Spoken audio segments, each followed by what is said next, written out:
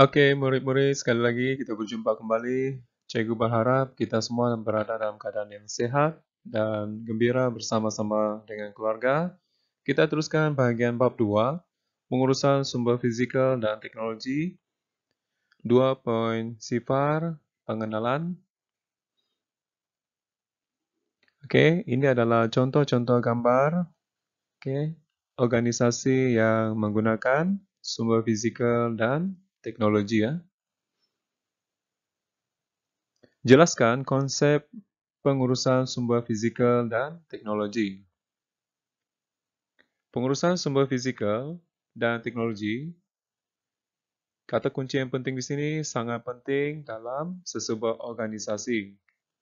Kedua, dapat meningkatkan kecekapan pengurusan perniagaan. Dan kata kunci yang ketiga ialah dapat menggunakan sumber secara optimum. 2.1 Tujuan mengurus sumber fizikal dalam operasi perniagaan. Oke, ini merupakan contoh-contoh gambar yang melibatkan bangunan, kemudahan, kilang, mesin, oke, melibatkan stok, oke, produk siap, melibatkan peralatan, teknologi maklumat, oke. Terangkan tujuan mengurus sumber fizikal. Baik, kita lihat apa itu sumber fizikal. Oke, merupakan aset diperlukan untuk menjalankan operasi perniagaan, juga merupakan aset yang berbentuk ketara atau nyata. Seterusnya kita lihat tujuan mengurus sumber fizikal. Kenapa begitu penting dalam organisasi? Supaya yang pertama memastikan sumber fizikal berada dalam keadaan selamat. Yang kedua, sumber fizikal perlu berfungsi dengan baik. Seterusnya, sumber fizikal digunakan tanpa pembaziran ataupun secara optimum. Oke, kita lihat terdapat 6 jenis sumber fizikal. Oke, yang pertama bangunan dan kemudahan. Jenis yang kedua kilang dan mesin. Jenis yang ketiga peralatan, teknologi, maklumat dan komputer. Jenis yang keempat stok. Kelima bahan mentah dan seterusnya. Yang keenam produk siap. Baik, kita teruskan. Kita lihat satu demi satu jenis sumber fizikal. Kita ambil satu contoh organisasi yang terdapat di Malaysia, yaitu Proton ya, yang terkenal dengan kereta buatan Malaysia. Oke, kita lihat yang pertama bangunan dan kemudahan.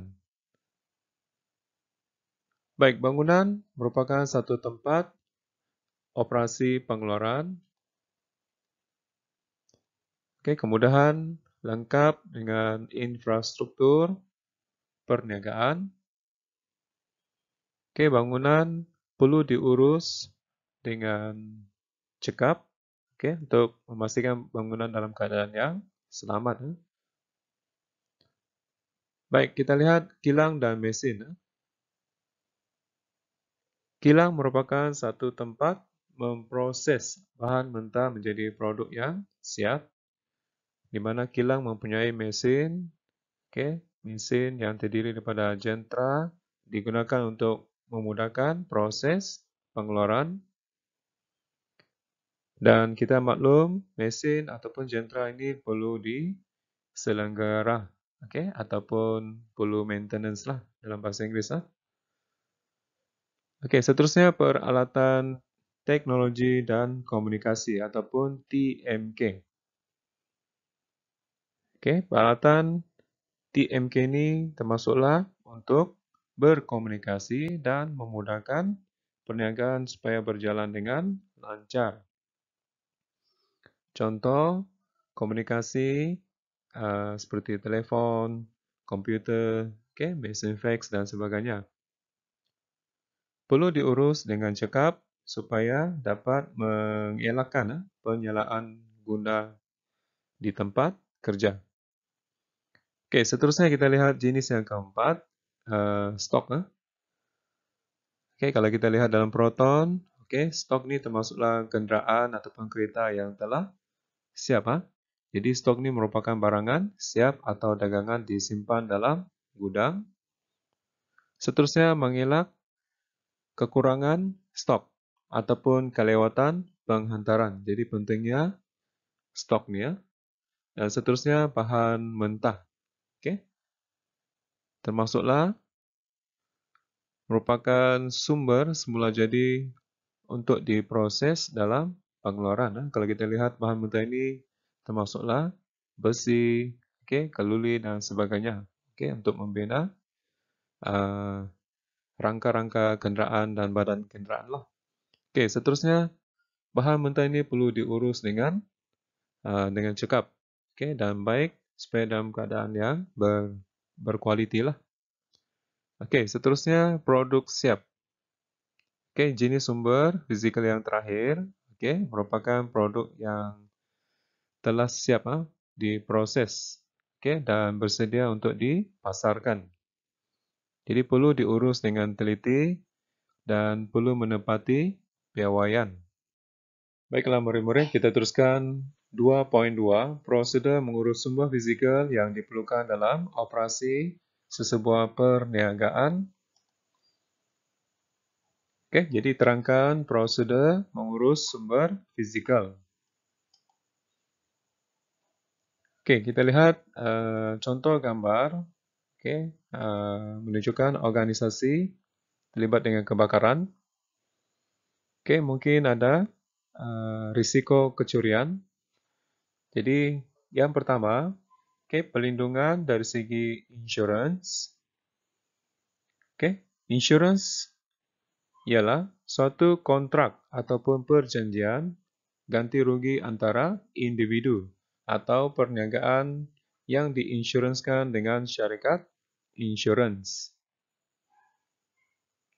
Dalam perjanjian itu, dokumen biasanya dipanggil polisi insurans, di mana dapat menyenaraikan syarat-syarat dan hak pihak terlibat. Perniagaan perlu mengambil insurans yang sesuai untuk mendapatkan perlindungan dan ganti rugi. Ini adalah contoh-contoh syarikat insurans yang terdapat di Malaysia. Yang biasa kita dengar macam Etika, Alliance Insurance, AIG, MSIG dan sebagainya.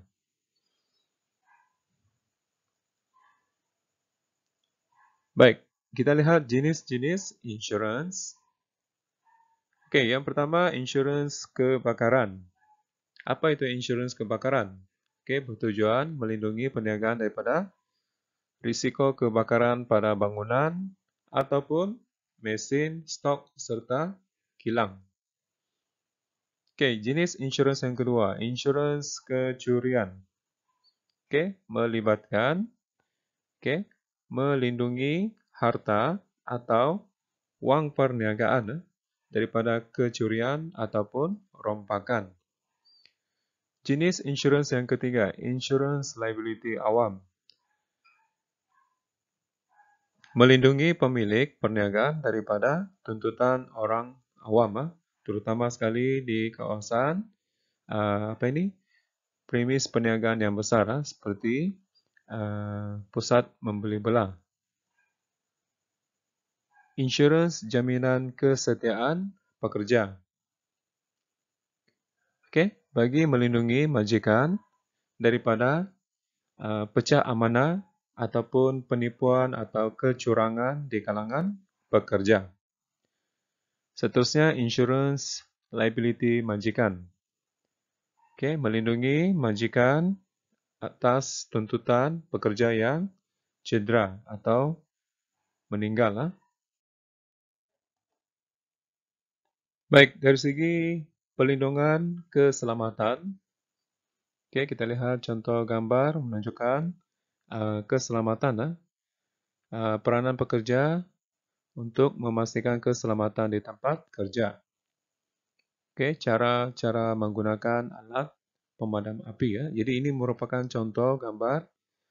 Okey, contoh-contoh gambar keselamatan di tempat kerja.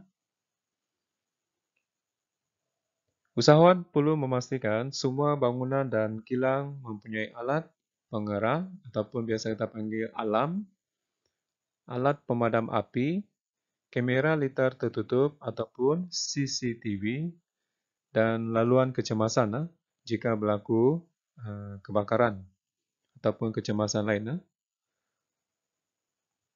Pekerja-pekerja perlu menggunakan mesin ataupun peralatan, perlu ataupun wajib mematuhi SOP, Standard Operasi Prosedur, semasa bekerja.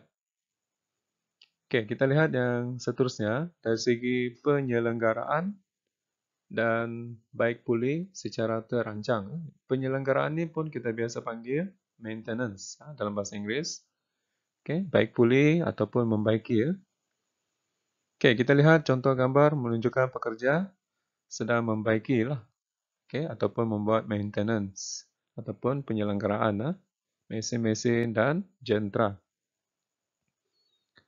Jadi penyelenggaraan ini bertujuan untuk memastikan sumber fizikal dapat berfungsi dengan baik.